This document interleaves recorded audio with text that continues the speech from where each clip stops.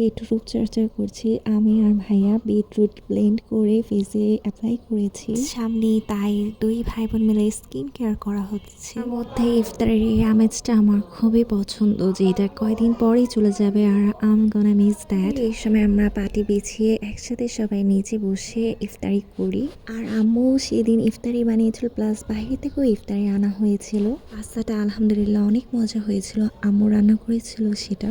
And বাকি item বাইরে থেকে কিনা হয়েছিল, যেরকম বুট আর পেঁয়াজও, দেন হলো একটা শাকের পাকোড়া ছিল, শেষে সালাদও ছিল। অ্যান্ড খেজুর নিয়ে আমরা সবাই আজানের জন্য অপেক্ষা করছিলাম। তার পাশাপাশি শরবতও ছিল, যেটা আমরা বাসায় বানিয়েছিলাম। সেদিন অবশ্য নানু বাসায়ও যাওয়া হয়েছিল, যেহেতু আমার খালাতো বোন দিয়ে এসেছিল আমি বলেছিলাম, আর ওরা সেদিন চলে যাচ্ছিল, আর বেশ মনটাও খারাপ ছিল। আর আজকে এই পর্যন্তই। আল্লাহ হাফেজ, দেখা হবে নেক্সট ভিডিওতে।